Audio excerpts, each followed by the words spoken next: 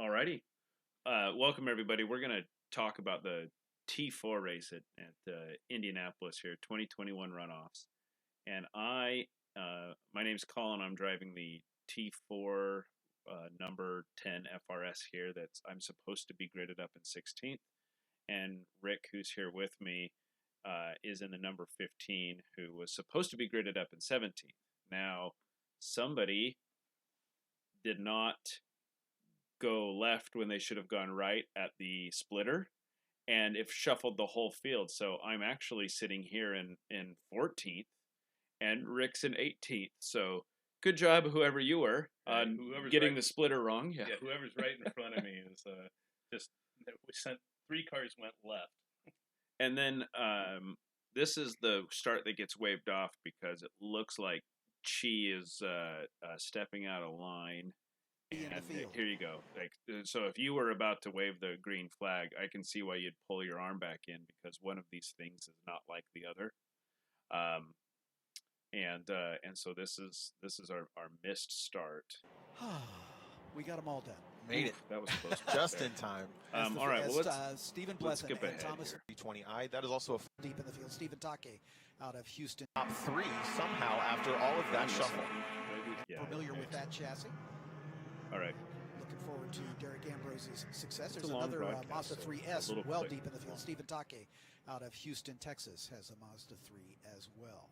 Drivers have been complaining about visibility when driving into it all morning. This will be interesting when they go wheel to wheel. So Yeah, exactly, especially down the Holman Straight. They'll be right in their eyes. Pole sitter with about a half a car length lead as they come onto right the here front we straightaway. have what Keep an eye on the flag stand behind there. Fowler. Middle left of your screen. And Kwanzaa's going to hit Fowler, so that's well sort of the start. And there's the green. We are underway. Right. Immediately they pop out about 4 wide, just behind As a result, you can see how much his car moves. Tom Fowler, there's a mechanical issue. He is So not Fowler able to misses a accelerate, but look at shift, Chiho up the and he middle in gets the black shuffled BMW. back. He's already into the top 10. And the Blethens, the RX-8s, go to the front. Exactly. There's as a result, Stephen Bleth. Here you have Rick right here. Fowler's behind him. Roldan's up here. And then Sergio is next to Chi. Then the pole sitter coming right into turn And number makes a 1. decision to He's go going to airborne. lead the. Meanwhile, it's hard to see here. I have to hit pause because back here, Fowler's not quite alongside Rick. Rick enters the corner and gets hit in the rear. So save that. We're going to come back to it. You'll see it from his video. Because it's a rapidly closing gap. Parade through that as a And couple here, cars Sergio get together both cars. as we got a spinner. Only hits them both. Yeah, the 18 And car then jumps the you curb that see, Sergio Zlobin gets in. Got a spinner. Tim Yeah, Wise. the 18 car jumps the curb that Sergio causes, Zlobin the gets extra into turn. Chiho, and now the Unfortunately, 51. they didn't pan. That's So Raymond. 5th place Blethen is spun around due to That that was contact, but it looks like everyone's He through went somehow. for a trajectory in the dirt or in the grass. And I know Tim races in California a lot where he doesn't see a lot Coming of right grass. into turn number 1. He's going to lead the but parade through that as a couple That was cars really unfortunate. get because together. He goes as we off. got a spinner. He has no steering. Yeah, the 18 car. Yep, no traction, and then he's going to collect Izzy, which will come across my bow. And then I think, who's this, Rick? Is that Jared? I think that's Jared. And Tim did not need to go off track there. He could have followed in Izzy's tracks. There was no reason. There's no need to Stephen Blethen, the pole sitter, coming right into turn number 1. Yeah. He's going to lead the parade through that as a couple cars get together as we got a spinner. Yeah, the 18 car jumps the curb that Sergio Zlobin gets. All right. Let's move on to a different video here to show the start. I want to show it from my camera angle here. Sorry, I'm gonna skip you.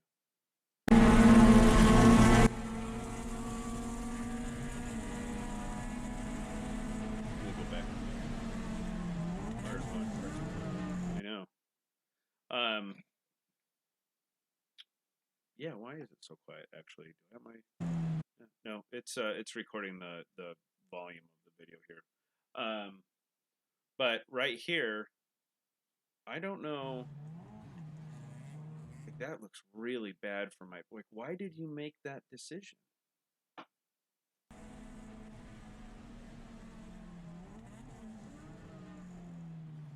It actually defies logic. I mean, he was actively trying to skip the corner, and end up in front, but that skipped the entire corner. Yeah. I don't. I'm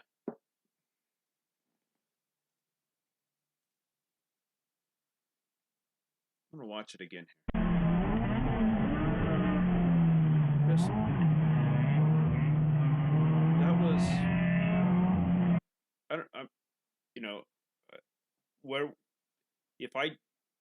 where do you see yourself if you do that in front of a massive field in a national championship race? What do you expect? What do you think a steward should do? What do you know? I'm just used to racing that if I pulled a maneuver like that, I would expect a steward to have a pretty bad outcome. Yeah. I mean, in our local club, you'd probably be a few $100s lighter in your wallet, but you'd probably go on to suspension and then followed by probation for a year. Yeah, like miss half the season, and then the other half of the season you don't get to make any contact if you want to keep doing this. Correct. Yeah. Your contact.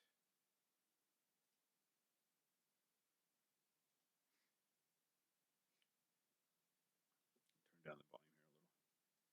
Well, the reason I ended up so far back there too is we all had to hit our brakes. Tom, that's Tom on the right, yep. And so we all had to smack our brakes to not run into the straightaway. And he tries to put it right between all these cars, gets a hold of me. And there you are, opposite lock. So here's the. I have a great shot of after Tom, and he hit you behind the rear tire. Mm-hmm. Yeah, so it wasn't. But for me, this is kind of no harm, no foul. We're feeding into a corner. You know, I'm not spun around in front of the field. You know, but that was the first of the contacts that are occurring. Yeah, so we haven't. You know, before you have what's happening in between, 1 and 2, or after turn 1.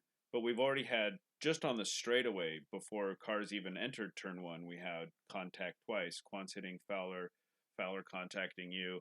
It with 46 cars on the field, that's not a good omen. So, all right, we're gonna go ahead and move forward here to the restart. So this is Rick's restart.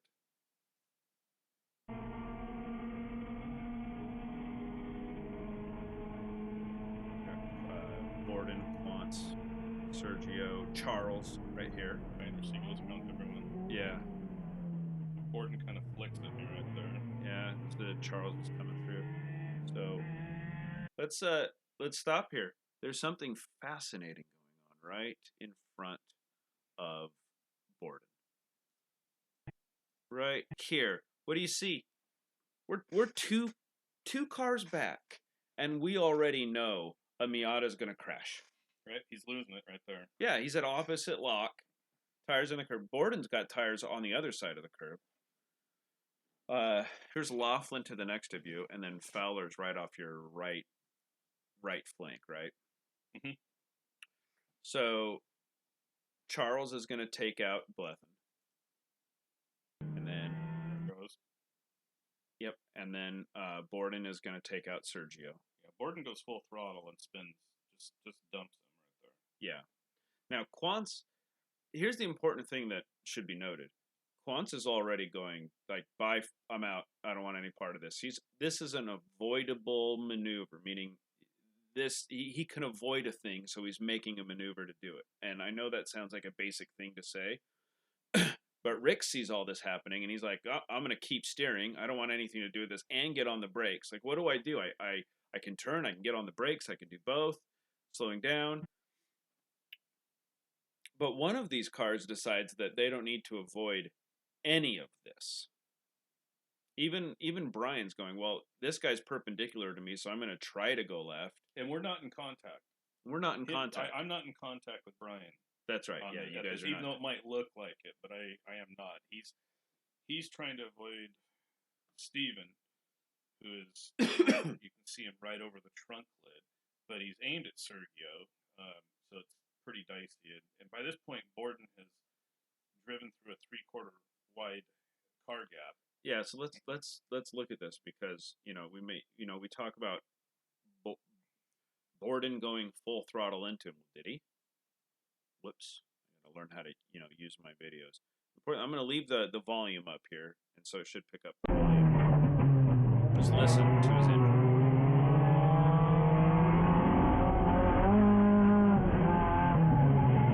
Let's talk about that. Like, this is, I mean, who should have protested him? There's a half a dozen cars wrecking here. Who should have protested who? That's why more video should have been pulled and looked at, in our opinion. But let me go back to just his camera angle here. Right now, a car is crashing in front of him. That opposite lock, this is an active crash scene.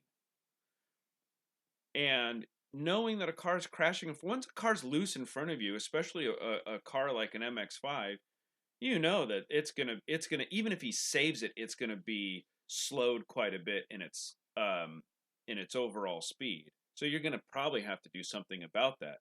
He does none of that. He's still wide. Like, a car is crashing in front of him, and he's just still wide open throttle into the back of someone. So I don't understand that. Yeah, the dumping of Sergio. If that happened with no other traffic there, or if there's only 3 cars there, I would think that would be a penalty all day long. Yeah. So the important thing here is, let's go back to your video, and I'm just going to go back a little bit here and go.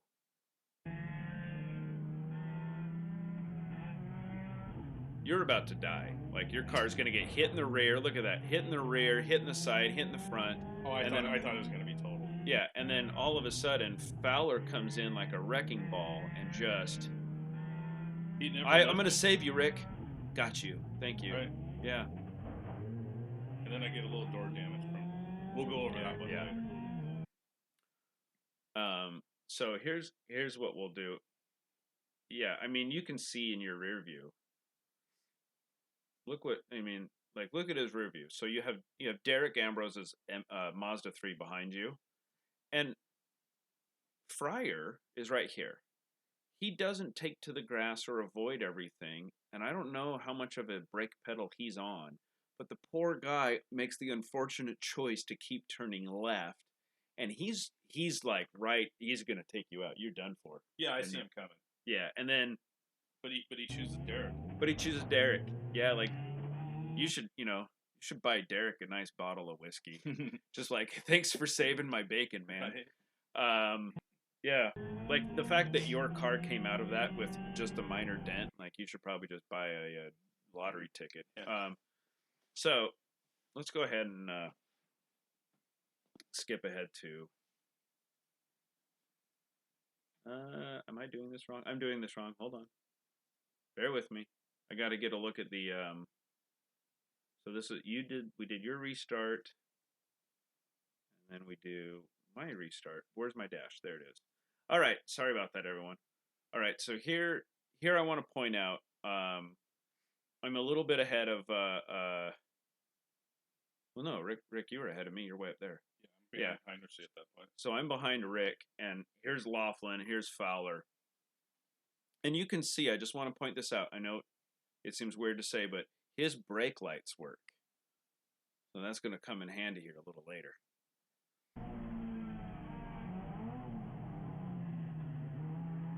But you notice something. No brake lights. No brake lights.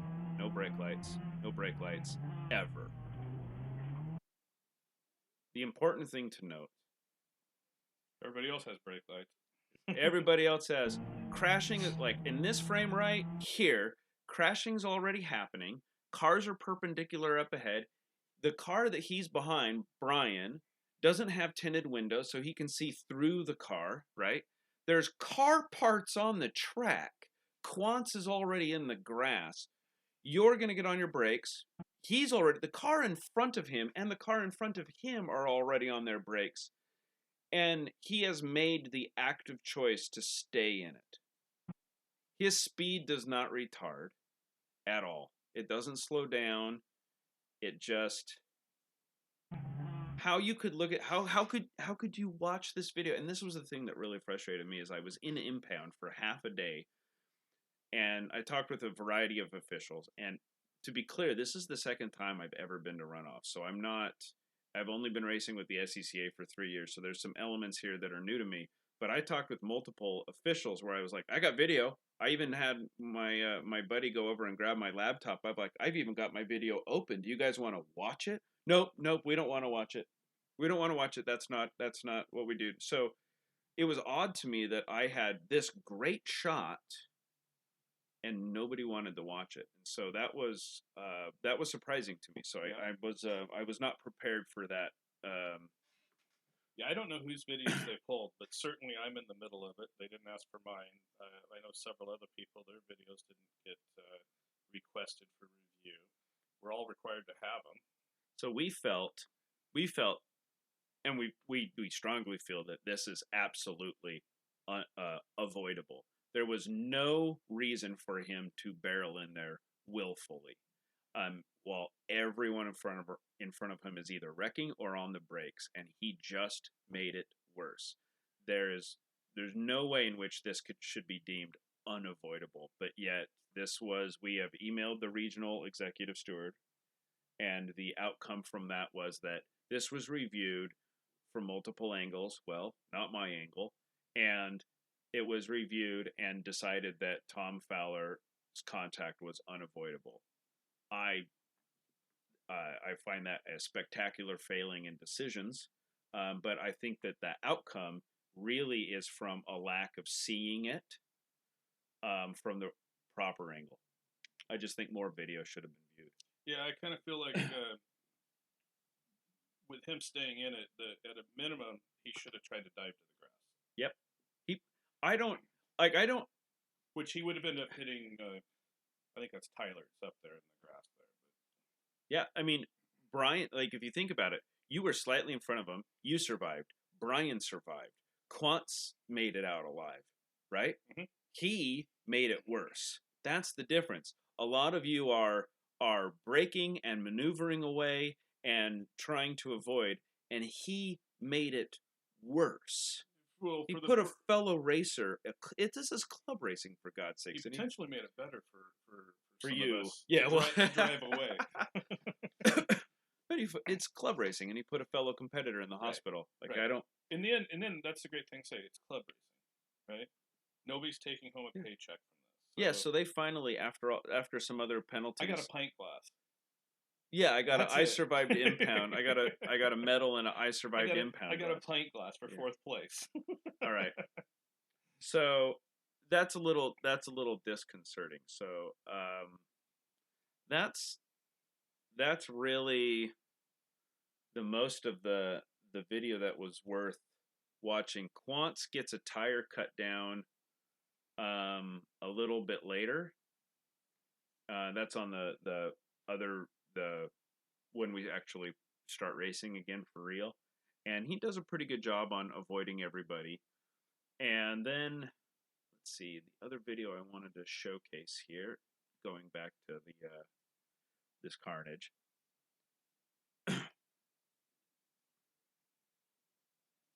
As you can see in this shot,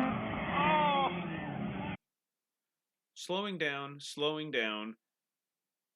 and then full into it. Let's do that again.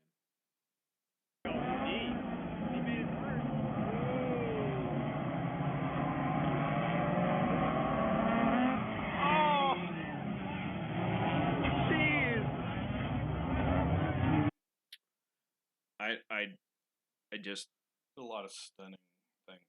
There's a lot of stunning things going on here, and that was where we have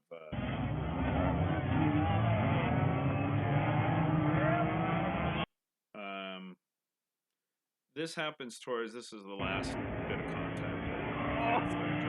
that Camaro getting into the MX-5.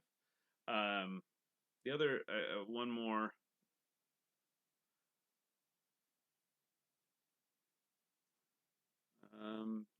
was the one we already viewed. Bear with me here. I have one So that Camaro getting in the Mazda ends up cutting a tire and going off into the sand trap, which makes us full course yellow.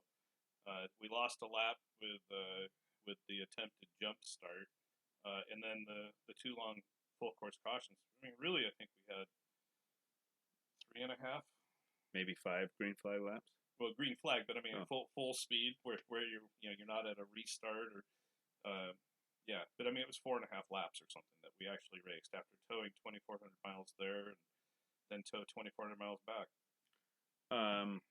So Fryer, here's Fryer's restart here. Let me close the door here.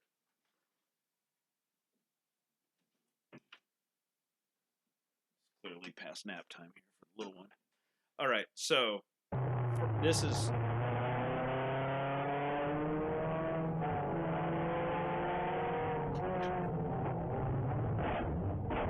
that feels bad. Whoops. So this I also think is avoidable because once again, you could see before you even turn into the corner, like right here. Well, his A-pillar has could be in the way, but if we go back just a little bit more, there's wrecking right now. I'm sure you could see that from his angle, but there's a perpendicular car on the track. Right, but right? Even if you can't, I mean, we're not seeing brake lights show up here yet. That's you right. haven't deviated, and they can't see what you were pointing to with your hand right here. They were not seeing brake lights.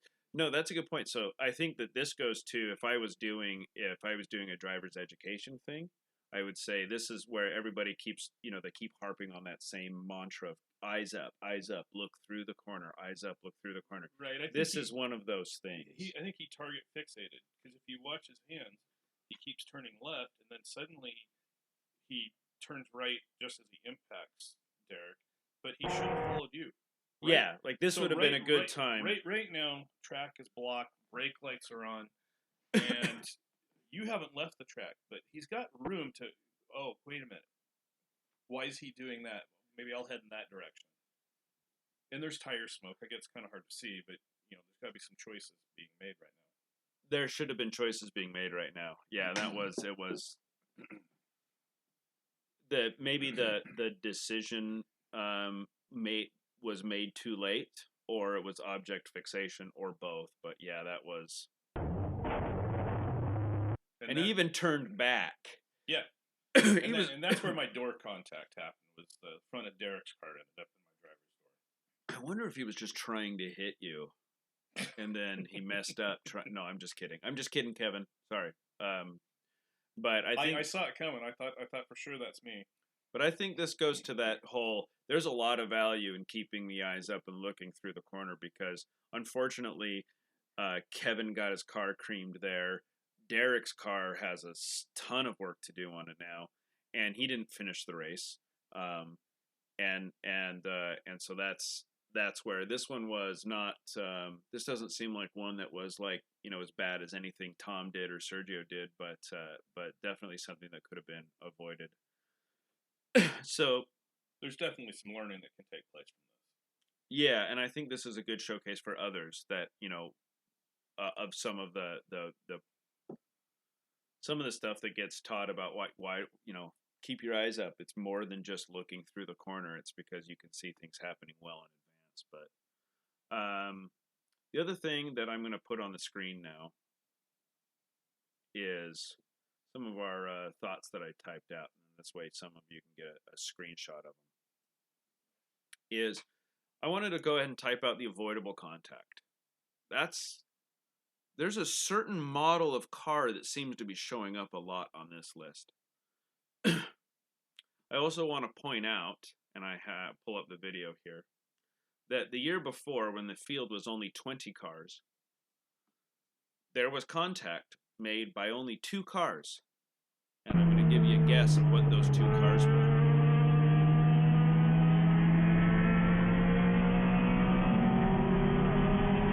Start of a race, where you can't win a race, but you can lose it.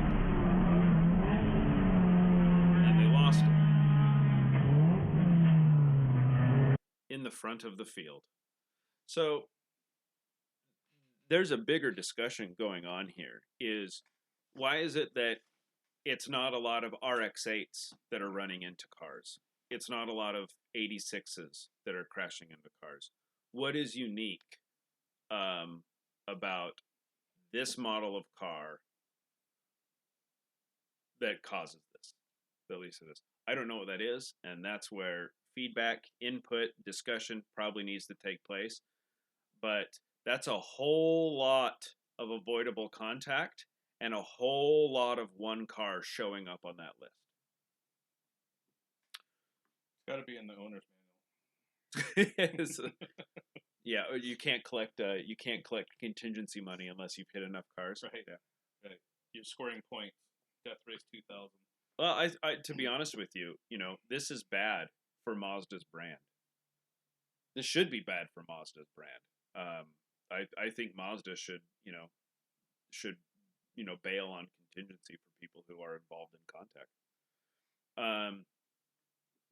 But then again, I also think anybody who offers contingency should bail on somebody. I don't care if it's a BMW or Toyota. I just don't think that you should be able to punt people and get paid for it from anybody. So no free tires, no tire rack dollars, no Hawk certificates, nothing. That's something that we do see is that you can punt somebody and you win the tires. Actually, unless they turn around and protest you, the request for actions aren't being acted upon. Yeah, I'm glad you're bringing that up. Let me show you. Here's a video that happened. This is at VIR earlier this year, and this is Chris Windsor, okay, and he's following a fellow competitor here, and Chris is in.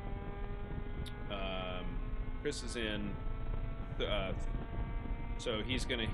This is Brent up here. He's gonna hit Brent, and Brent's in second place. Now, I don't know Brent, so I don't know how, Brent goes about filing protests, but look at this. That's avoidable contact. And it's not a little bump. You spun him. You flat spotted his tires, or I keep saying you like I'm talking to Chris, but Brent ends up, maybe with a dented bumper and maybe flat spotted tires, and he finished way down the line. I think he finished like 46th or something crazy like that. It was a big multi. And he got an apology. And he got an apology. That's an important thing. Chris went on to win the race, which means he gets all the contingencies. He did. He went on to win the race. So he got and in a Mazda. So he got the Mazda money, the Hoosier money, the whatever else money, and he got to dump a competitor and get paid for it. Right. Get paid handsomely for it. Like that weekend, he probably was at a net benefit from that weekend, right? And that's wrong. I think anytime a car, let's go right. Come on, YouTube. Anytime a car looks like this, thud, and then this is happening, and there's a turn station right here, this should be an RFA, and it should be an RFA that gets properly acted upon. And when you've punted somebody enough that it changes their position on the track, I just think it's wrong that you get to keep your finishing position. If there was a mandatory minimum of, say, a 1-lap penalty for punting someone, or avoidable contact like this, people would do it a lot less. So, all right, I'll get off my soapbox here. And let's go back to this, because I think that there's sections in the GCR. We think that there's section in the GCR. And by the way, it's not just the two of us. Many of the T4 drivers we have been in contact with agree that more drivers need to memorize these sections in the GCR. The other things that we're frustrated with, and some of our final thoughts after looking through all of this, is that the frustrating thing is that there's the way that SCCA has constructed themselves is that it's on the victim, so to speak, to go through all the bureaucratic process to hold the assailant accountable. That's backwards. The assailant should be being proactively held accountable by the officials, and the victim should have a say on whether or not he receives a penalty, or maybe even to what degree. Like if a buddy of mine taps me, and an RFA gets issued, or a steward says, "Oh, that was avoidable contact, you hit him," and I the victim say, like, please don't penalize, there were extenuating circumstances or whatever. That's one thing. But if I'm competing and my competitor dumps me in a corner to advance his position, or because he ran out of talent, he shouldn't be able to finish in that advanced position. And I shouldn't have to go through many hours long process and spend money and file forms and all that, when it's clearly obvious right in front of corner workers who simply could have called it in. Avoidable contact, turn 2, cars 10, cars 49, whatever the case may be. Yeah. So. Yeah, and I think there needs to be a greater sanctions upon the drivers as well. I mean, money's fine, but what we spend on tires and fuel and towing budgets, it's pretty easy to give up $100 or $200 or whatever it is. So it really needs to act on our finishing positions and whether we get to run, the next race. If it's, bad enough issue, then maybe you have to sit out a race or more than one race. Yeah. We're the important thing is, if a steward is watching this, or the executive stewards are watching this, take it from a standpoint of we all like the work that you're doing, but what we're asking for as those who are the ones being policed is we want more of you. We want to be policed more. We want to be held accountable more. We want it to count. Right. Like it's the same thing if you have a job and you're part of a work group and your boss doesn't hold anybody accountable for bad behavior. It demoralizes it poisons the well. Yep. And that's what's happening here. Yep. Several of us don't want to go do runoffs again if we have to share the track with several of these drivers. Yep. We should be able to race every weekend. We should be able to drive a car off the trailer, have good, close, fun racing, drive it back on the trailer, drive to another track the very next weekend. And with this going on, people are building brand new cars, and that's not club racing. I wouldn't want to do IMSA with that much crashing. Yeah, this is not IMSA, and it's not SRO, and it's not Global MX5 Cup. This, it's not NASCAR. We're not going to get more clicks and more views for the big one at Talladega. So, I think it hurts the brand. I think it hurts SCCA's brand, and it definitely demotivates folks to want to do stuff like this again. So we're all looking forward to doing more fun, clean racing going forward. We do hope that you'll support an effort, and by you, that is a SCCA club racer in T4 or any other class, a steward, an executive steward, anybody in SCCA's leadership or officials. Just if you if you support this, let us know. Yeah, we appreciate you taking the time to listen to us today. So yeah, thank you. Thank you, and have a good day. Hope to see you at the track soon.